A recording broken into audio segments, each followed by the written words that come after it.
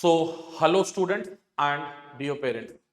बहुत सारे अच्छे कमेंट्स आए मेरे लास्ट वीडियोस पे और बच्चों का एक कॉमन क्वेश्चन आया कि सर आपने जो बताया उस तरीके को हम लोग फॉलो कर रहे हैं, 12 घंटे डेली पढ़ रहे हैं।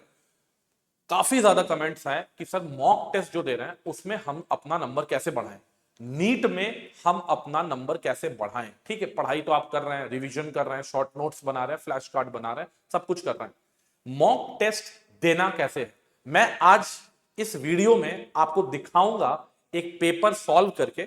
ज्यादा लंबा वीडियो नहीं होगा क्योंकि मैं एज अ स्टूडेंट इसको सॉल्व करूंगा। ठीक है, पूरा पेपर सॉल्व नहीं करूंगा, आपको स्ट्रैटेजी बताऊंगा कि पेपर को सॉल्व कैसे किया जाता चाहिए, कैसे करना चाहिए हम लोग को। देखो, पेपर को अगर आपको सॉल्व करना है बच्चों, तो इन दैट केस आप एक चीज ध्यान में रखना, you have to follow a 3 layer approach. और ये 3 लेयर अप्रोच इतना तगड़ा अप्रोच है ना बेटा कि आपका ये लगभग लगभग मिनिमम 50 मार्क्स बढ़ा देगा, फिजिक्स केमिस्ट्री बायोलॉजी मिला के। ये मिनिमम 50 मार्क्स में बहुत कंजर्वेटिव नंबर मैंने बताया है, क्योंकि आपकी जो सिली मिस्टेक्स होते हैं ना वो बहुत ज्यादा होते हैं, वो कम से कम 50 मार्क्स आपके बढ़ा देंगे। ठीक है, और मैंने ऐसा बच्चों से करवाया हुआ है, जिस बच्चे के मॉक में 480 तक आते थे उसकी मैंने 600 दिलवाई हुई है, 650 दिलवाया हुआ है। आपके मॉक में कितने भी कम नंबर हो, क्योंकि आपका तरीका मॉक देने का बहुत गलत है। देखिए, मॉक अभी हम आपके सामने एक स्टार्ट करेंगे, लेकिन उससे पहले मैं आपको बता दे रहा हूं कि मॉक स्टार्ट करने के पहले, क्योंकि मैं केमिस्ट्री को अटेम्प्ट कर रहा हूं, ठीक है, तो केमिस्ट्री में मेरा जो फोकस रहेगा वो ये रहेगा कि सबसे पहले मैं बनाऊंगा क्या, सबसे पहले मैं बनाऊंगा ऑर्गेनिक एंड इनऑर्गेनिक के क्वेश्चन। ठीक है, और दूसरे नंबर पे मैं बनाऊंगा फिजिकल। ठीक है, जो क्वेश्चन मुझे आता है, बन जाता है देखकर, ठीक है, तो मैं वैसे क्वेश्चन जो है स्टार्ट में बनाऊंगा, क्योंकि स्टार्ट में मुझे एक मोमेंटम बिल्डअप करना है। ठीक है, मेरा एक स्टार्ट में माइंड काम रहता है, थोड़ा कंपोज्ड रहता है, तो मैं स्टार्टिंग में वैसे क्वेश्चन बनाऊंगा जो देख के बन रहा है। ठीक है, और जो क्वेश्चन में मुझे डाउट है, जैसे फिजिकल केमिस्ट्री क्वेश्चन को मैं सर्किल कर दूंगा। ठीक है, और जो क्वेश्चन में मुझे डाउट है, बनाने के बाद भी डाउट आ रहा है, उस पर मैं एक सिंगल इस तरीके से मार्किंग कर दूंगा। एक चीज और आपको बताऊंगा कि जैसे आपके पास ये ओएमआर में 4 सर्कल बने रहते हैं, ठीक है, दिस इज द ओएमआर जिसमें 4 सर्कल बने हुए हैं। इसमें आपको क्या करना है, जब आप इसको मार्क करते हैं तो मार्क करते वक्त जैसे आपका ए आंसर आया तो पहली बार में पूरा मत मार्क करो, एक डॉट यहां पे बस दे दो, ऐसा डॉट जो सिर्फ आपको दिखे, और ये ऐसे करके आपके मार्क्स जो है इंप्रूव होंगे। और बाद में अगर आपको कोई आंसर चेंज करना होगा, जैसे आपको ए मारा हुआ था आपने ऑप्शन, ठीक है, लेकिन आपका आंसर बाद में सी मारा हुआ है, ठीक है, तो आप बाद में अगर सी मारेंगे ना तो ये कोई दिक्कत नहीं है। ठीक है, तो स्टार्टिंग में सिर्फ आप क्या करें, एक डॉट बनाएं, ताकि बाद में आप आंसर को चेंज कर पाए। This is the first strategy. अब हम लोग डायरेक्ट क्वेश्चन बनाने पर स्टार्ट करते हैं। मुझे क्वेश्चन दिखा, मेरे सामने 46 से 49 क्वेश्चन तक है। मुझे पहला क्वेश्चन इनऑर्गेनिक का दिख रहा है, बट मुझे थोड़ा सा अच्छा नहीं लग रहा है देख के। ठीक है, मुझे लग रहा है इसे थोड़ा दिमाग लगाना पड़ेगा, मैंने छोड़ दिया। इसके बाद misch metal is an alloy of, ठीक है, ये अलॉय है, मुझे पता है, याद आ गया, तो मैंने इसको मार दिया कि भाई ये आयरन, सीरियम और कार्बन का अलॉय है। सीएमसी के नीचे क्या होता है, तो मैंने जल्दी जल्दी स्टेटमेंट पढ़े और मुझे दिख गया कि सॉल्ट बिहेव्स एज नॉर्मल या स्ट्रॉन्ग इलेक्ट्रोलाइट्स, तो मुझे यहां पे दिख गया, तो मैंने इसका आंसर मार दिया। मुझे दिख गया ये फिजिकल केमिस्ट्री का क्वेश्चन है, मैं इसको छोड़कर आगे बढ़ जाऊंगा। ठीक है, इसको छोड़ के मैं आगे बढ़ जाऊंगा, और यहां पे मैं इस फिजिकल केमिस्ट्री के क्वेश्चन को चूंकि मैं छोड़ रहा हूं, चूंकि मैं इसको छोड़ रहा हूं, तो छोड़ने के बाद मैं यहां पे क्या करूंगा, मैं यहां पे एक सर्किल भी ड्रॉ कर दूंगा। ठीक है, ताकि मैं बाद में इस पे आ पाऊं। आगे बढ़ते हैं हम लोग। इसके बाद मुझे दिख रहा है कि aspirin is an acetylation product of, मुझे ये याद है कि एस्पिरिन जो होता है उसमें ऑर्थो बेंजोइक एसिड रहता है, ऑर्थो मतलब ऑर्थो हाइड्रोक्सी बेंजोइक एसिड रहता है, तो मुझे दिख रहा है ऑप्शन में, तो मैं इसको अटेम्प्ट करूंगा। ठीक है, ये मुझे कोई कैलकुलेशन ही नहीं करना है, स्टार्टिंग में मोमेंटम आप देखिए, मैंने इसको अटेम्प्ट कर दिया। मुझे ये नहीं अच्छा लग रहा है कि मुझे 4 रिएक्शन में देखना पड़ेगा कौन सा फिजिबल है, तो मैंने इसको सर्किल बना दिया। ठीक है, यहां पे मुझे दिख रहा है कि इसमें भी थोड़ा सा मेमोराइज करने वाला है, तुरंत नहीं बन रहा है, तो इसको मैंने हल्का सा एक लाइन बना दिया है। The temperature coefficient of the 2 reactions are 2 and 3, ये मुझे दिख रहा है कि बस ये हो जाएगा कि जिसका टेम्परेचर कोएफिशिएंट ज्यादा होता है वहां एक्टिवेशन एनर्जी ज्यादा होती है, तो मैंने इसका आंसर क्या मार दिया, 1 मार दिया। अब दिख रहा है द ऑर्बिटल डायग्राम, जिसमें कि पॉलीज और एक्सक्लूजन, पॉलीज एक्सक्लूजन और हंट्स रूल दोनों वायलेट हो रहे हैं। तो पॉलीज एक्सक्लूजन प्रिंसिपल और हंट्स रूल दोनों जो वायलेट हो रहे हैं, मुझे बहुत इजीली यहां पे दिख रहा है कि ये ऑप्शन 4 है, जहां पे एक ही स्पिन के 2 इलेक्ट्रॉन एक ऑर्बिटल में आ गए हैं तो पॉलीज एक्सक्लूजन प्रिंसिपल वायलेट हो गया है और सारे इलेक्ट्रॉन एक साथ भरे नहीं है, तो मैं अपने एक्सप्लेन नहीं कर रहा हूं, मैं स्टूडेंट के पर्सपेक्टिव से बना रहा हूं कि मुझे इसका आंसर बहुत इजीली लग रहा है, भले ये फिजिकल केमिस्ट्री का क्वेश्चन है। तो 4 आगे बढ़ेंगे हम लोग। आगे बढ़ने के बाद मुझे दिख रहा है विच of the following reagents can distinguish acetophenone and benzophenone. मुझे स्ट्रक्चर दिमाग में याद है, स्ट्रक्चर याद है और मुझे स्ट्रक्चर बस एक बार बनाने में टाइम लगेगा कॉपी में, तो मैंने इसके फटाफट स्ट्रक्चर बना लिया। ये एसिटोफिनोन हो गया और ये बेंजोफिनोन हो गया। मुझे दिखा अरे भैया ये तो अपना आइडोफॉर्म है, तो आइडोफॉर्म से इसको डिस्टिंग्विश कर सकते हैं, कैन डिस्टिंग्विश। ये वर्ड्स को भी आपको अंडरलाइन करना है कि कैन डिस्टिंग्विश बोला है, तो 2 हो गया। अब ये रिएक्शन मुझे दिख रहा है इन द फॉलोइंग रिएक्शन, तो मुझे ये रिएक्शन याद है कि ये भाई डाइक्रोमेट का फॉर्मेशन का रिएक्शन है, जहां पे आपका क्रोमेट जो है इसका हम लोग ऑक्सीडेटिव फ्यूजन कर रहे हैं फेरोक्रोम ओर का, तो यहाँ पे X बन रहा है, this X is Na2CrO4 and इसके बाद अगर हम लोग बात करें तो यहाँ पे Na2Cr2O7 बन रहा होगा। ये रिएक्शन मुझे याद है डी ब्लॉक का है, तो मुझे याद है कि क्रोमेट है। और मुझे यहाँ पे क्या अंडरलाइन करना है, इनकरेक्ट पूछा है, तो इनकरेक्ट पूछा है, तो इनकरेक्ट पूछा है, तो मुझे याद है कि यहाँ पे all bond lengths why similar नहीं होते, तो मैंने इसका आंसर 4 मार्क कर दिया। उसके बाद हम लोग आगे बढ़ेंगे। कोवेलेंट कैरेक्टर का ऑर्डर मुझे एकदम क्लियरली ये याद है आंसर, ठीक है, तो मैंने यहाँ पे 2 मार्क दिया, ठीक है, जो मुझे याद है, ठीक है। तो मैं आप देख रहा हूं इनऑर्गेनिक के क्वेश्चन ले रहा हूं, मैं ऑर्गेनिक के क्वेश्चन स्टार्टिंग में ले रहा हूं ताकि मुझे कुछ भी कैलकुलेशन ना करना पड़े। अब देखो जैसे ही मैंने 5-6 क्वेश्चन बनाए हैं ना, तो मेरा कॉन्फिडेंस बिल्डअप हो रहा है, मेरा मोमेंटम बिल्डअप हो रहा है। अब मैं पहले फिजिकल केमिस्ट्री क्वेश्चन इसीलिए ये नहीं लेता हूं। अब जैसे यहां पे कोवेलेंट कैरेक्टर का इनकरेक्ट, तो मैं यहां पे सबसे पहले क्या करूंगा, आप लोग पेपर में ऐसे मार्क जरूर करिए इनकरेक्ट, इससे आपका क्वेश्चन गलत होने का प्रोबेबिलिटी एकदम 99% कम हो जाएगा। तो मुझे इनकरेक्ट यहां पे पूछा गया है कि भाई कोवेलेंट कैरेक्टर का इनकरेक्ट ऑर्डर क्या होगा, तो यहां पे अगर हम लोग देखें तो ZnS greater than CdS greater than HGS जो है, ये ऑर्डर जो है, ये ऑर्डर मतलब इनकरेक्ट हुआ, क्योंकि नीचे जाने पे Z इफेक्टिव बढ़ता है तो कोवेलेंट कैरेक्टर वहां पे बढ़ेगा। इन विच ऑफ द फॉलोइंग, ये तो सॉलिड स्टेट का, तो ये क्वेश्चन मैं अभी अटेम्प्ट ऐसे भी नहीं करूंगा, नीट के सिलेबस से चला गया है। ये फिजिकल केमिस्ट्री है तो मैं इसको अटेम्प्ट नहीं करूंगा, अगर ये सिलेबस में होता फिजिकल केमिस्ट्री छोड़ देते हैं। ये रिएक्शन मेरा ऑर्गेनिक क्योंकि स्ट्रांग है, तो मुझे दिखा अरे NH2 के साथ हमने NH2 ग्रुप को प्रोटेक्ट कर दिया, तो NHCOCH3 बन गया। उसके बाद यहाँ पे पैरा पोजीशन पे नाइट्रेशन हो जाएगा और उसके बाद एक्वस H2SO4 में मतलब हाइड्रोलिसिस कर दिया हम लोग, तो यानी कि यहाँ प्रोडक्ट पैरा नाइट्रो एनिलीन बन जाएगा, यानी इसका जो आंसर आएगा ये वाला आंसर आ जाएगा, ठीक है। तो मैं इसको मेंटली ही सॉल्व कर लिया, ठीक है, मुझे बहुत अच्छा लग रहा है, मेरा मोमेंटम बिल्डअप होता जा रहा है। आप देख सकते हैं कि आगे हम लोग जैसे ही बढ़े, अब ये मुझे लग रहा है कि कलर चेंज एसिडिफाइड डाइक्रोमेट, ये मुझे अभी देखना पड़ेगा, चारों ऑप्शन चेक करना पड़ेगा। मैंने इसको, मुझे पता ही है आंसर, लेकिन मैं अभी दिमाग लगाना स्टार्टिंग में नहीं चाहता हूं, बाद में देखूंगा इसको। यहां पे मुझे दिख रहा है कि अरे भैया ये तो जाहिर सा है, ये रिएक्शन मुझे पता है, यहाँ पे N2 बनता है और N2 गैस के बारे में पूछा है, बोला है कि bond order and magnetic behaviour of the evolved gas, तो बॉन्ड ऑर्डर N2 का मुझे 3 पता है, डायमैग्नेटिक पता है, तो मैंने 1 मार दिया। अब देखिए कि पेपर कैसे सॉल्व करना है, कितना जल्दी पेपर सॉल्व हो रहा है, ठीक है। कोई भी मैंने अभी तक एफर्ट लगाया ही नहीं, मैं अभी चिल मोड में हूं, ठीक है। फिजिकल केमिस्ट्री मैं अभी नहीं करूंगा, इसको गोल मार देता हूं, ठीक है।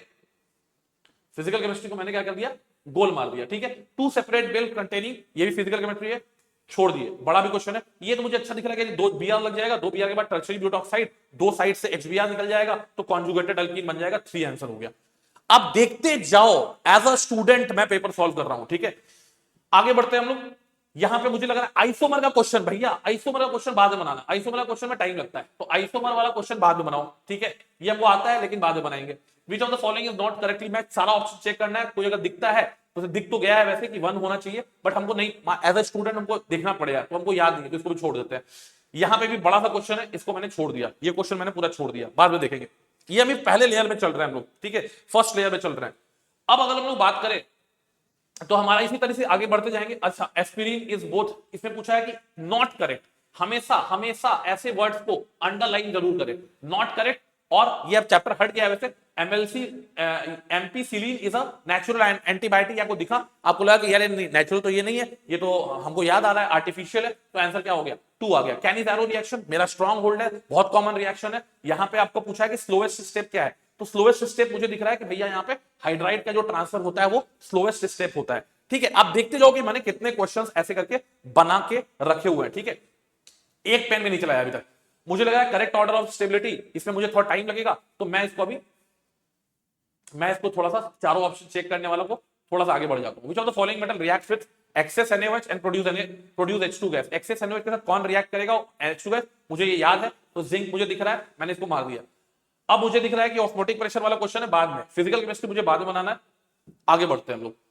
ये मुझे स्ट्रक्चर दिखा एक मोनोमर का, फिलहाल ये नहीं है। मान लो ये क्वेश्चन अगर सिलेबस में होता तो मैं इसका आंसर, मुझे दिख रहा है कि मैंने ये तो कहीं देखा हुआ है और ये शायद पॉलीस्टीरीन होगा। ठीक है, इसके बाद इसका आईयूपीएससी ने बाद में सोचना है, सोचने वाला काम बाद में करेंगे। ठीक है, इसको हम लोग टिक लगा दिए। Regarding brown ring complex which is incorrect, brown ring complex is very common, incorrect बोल रहा है, रॉन्ग बोल रहा है, रॉन्ग दिख रहा है। Fe2SO4 whole thrice is used in this process, यहां पे FeSO4 यूज होता है। तो मुझे याद आया कि अरे यार ये तो 2 आ गया आंसर। ठीक है, ऐसे करके हम पेपर में आगे बढ़ते जाएंगे। ठीक है, ऐसे करके हम लोग आगे बढ़ते जाएंगे। फॉस्फोरिक एसिड, फॉस्फोरिक एसिड, मुझे 4-5 प्रॉपर्टी अभी समझ में नहीं आ रहा है, तो मैं इस पे अभी क्या करूंगा, सर्किल मारूं। तो ये मेरा लाइन है, मतलब सेकंड अटेम्प्ट में देखेंगे।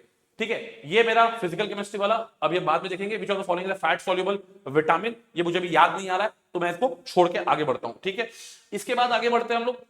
यहां पे मुझे मोस्ट बेसिक याद है, क्या ये ग्वानिडीन जैसा कुछ दिख रहा है, बस सब जगह देख लेना है कहां पे मोस्ट बेसिक लग रहा है। तो NH2 वाला ग्वानिडीन जो है, ये हम लोग हर कोचिंग का टीचर कराता है, तो इसका आंसर 2 होगा। मैंने मार के आगे बढ़ गए।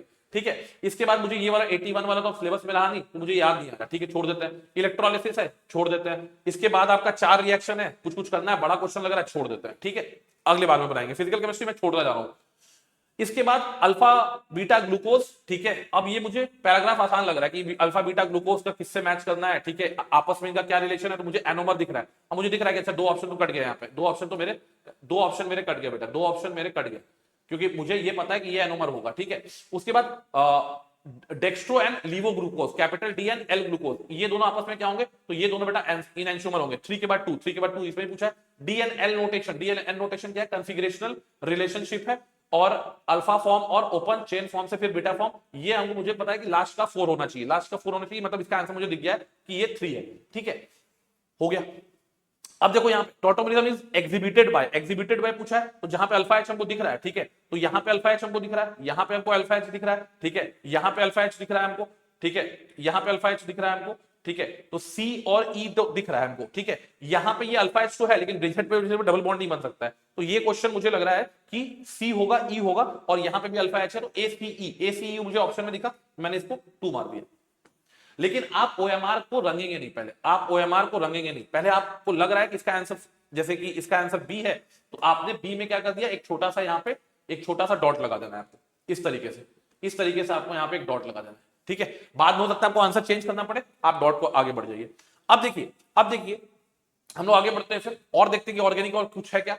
Halogen does not form any oxide, ये बहुत कॉमन सा पी ब्लॉक का क्वेश्चन है, तो इसका आंसर तो मुझे डायरेक्ट पता है कि फ्लोरीन हो गया। ये दोनों मैं नहीं करूंगा, जो मैं नहीं कर रहा हूं उसको मैं गोल मार कर रहा हूं। ठीक है, आगे बढ़ते हैं बेटा, आगे बढ़ते हैं। ये मुझे दिख रहा है dehydrate to alkenes in presence of acid catalyst, the rate of increasing dehydration. Increasing पूछा है, डिहाइड्रेशन में कार्बोकैटायन बनता है, मुझे याद है, फटाफट मैंने यहाँ पे ग्रुप में मार्किंग कर लिया कि ये +M दिखा रहा है। ठीक है, ये भी आपका +M दिखा रहा है, और ये आपका -M दिखा रहा है। अब यहाँ पे आपका 1 डिग्री बेंजाइलिक बन रहा है, और यहाँ पे आपका, अगर हम लोग देख पा रहे हैं कि यहाँ पे जो कार्बोकैटायन आपका बनेगा, यहाँ पे और यहाँ पे 2 डिग्री का बन रहा है बेसिकली, और यहाँ पे क्या बन रहा है, 3 डिग्री का बन रहा है। तो B greater than C greater than A होना चाहिए, मुझे ऑप्शन दिख रहा है, तो मैंने यहाँ पे 2 मार के मैं आगे बढ़ गया। आगे बढ़ते हैं हम लोग नेक्स्ट क्वेश्चन की तरफ, देखते हैं क्या कुछ ऑर्गेनिक इनऑर्गेनिक का क्वेश्चन और है क्या। Consider the following compounds decreasing order of acidic strength. तो मैंने यहाँ पे क्या किया, इसको देखा कि decreasing order of acidic strength है, तो मैंने बोला कि अच्छा इसमें तो क्या करना है, OH लगा हुआ है, -M लगा रहा है, ये OH लगा हुआ है, OH है, ये +M लगा रहा है, यहाँ पे ये क्या कर रहा है, ये -M लगा रहा है, और ये OH पे क्या कर रहा है, CH3 ये लगा रहा होगा यहाँ पे +I या +H इफेक्ट। ठीक है, तो मेरा आंसर क्या आ गया, मेरा आंसर आ गया यहाँ पे कि सबसे ज्यादा एसिडिक होगा A, देन आएगा आपका A के बाद आएगा C के बाद आएगा आपका D के बाद आएगा आपका B।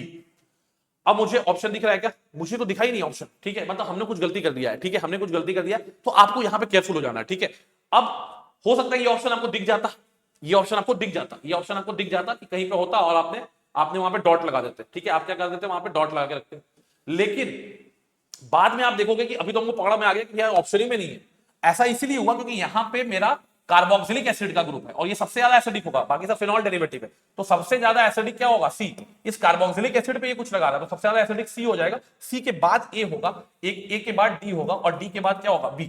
तो इस तरीके से मेरा ऑप्शन जो होना चाहिए दैट इज CADB। तो आप देखिए कि मेरा आंसर यहां पे क्या आ गया, 2। ये हो गया मेरा लेयर 1, दिस इज लेयर 1। मैंने पहले लेयर में ऑर्गेनिक इनऑर्गेनिक के जो क्वेश्चंस बहुत कहीं पे भी बहुत ज्यादा लिखना ना पड़े, कैलकुलेशन कम करना पड़े, तो आपका अब मेरा मोमेंटम जो है ना बहुत तगड़ा बिल्ड हो चुका है। ठीक है, अब मैं क्या करूंगा, वैसे क्वेश्चन को अटेम्प्ट करूंगा जो कि मुझे लग रहा था कि बहुत आसानी से मेरे छूटे थे, जो मैंने सिंगल लाइन से मार्क किए थे। ठीक है, तो वापस चलते हैं हम लोग, वापस चलते हैं। अब मैं देखता हूं कि मेरे कौन कौन सा क्वेश्चन छूटे हुए। ये तो मैंने क्वेश्चन बना लिया था, यहां पे मैंने सब लगभग, हाँ अब ये देखिए, ये क्वेश्चन मैंने फिजिकल केमिस्ट्री को छोड़े थे, ये थर्ड लेयर में सॉल्व करना है। This has to be solve in third layer, ताकि फिजिकल केमिस्ट्री में थोड़ा कैलकुलेशन रहता है, और कैलकुलेशन जितना काम माइंड से आप करिएगा उतना बढ़िया आपको मजा आएगा। तो ये मैं थर्ड लेयर में सॉल्व आपको करना है। मैं सॉल्व नहीं करूंगा क्योंकि काफी लंबा वीडियो हो जाएगा।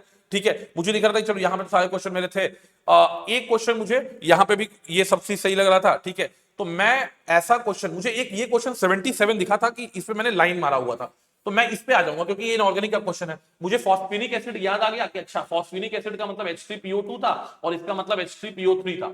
अब बोला है कि करेक्ट प्रॉपर्टी का ऑर्डर चूज करना है आपको। ठीक है, जिसमें फॉस्फेनिक एसिड H3PO3 से ज्यादा हो। नंबर ऑफ पीओएच बॉन्ड इसमें ज्यादा है, इसमें 2 है, इसमें नंबर ऑफ पीओएच बॉन्ड कितना है, 1 है।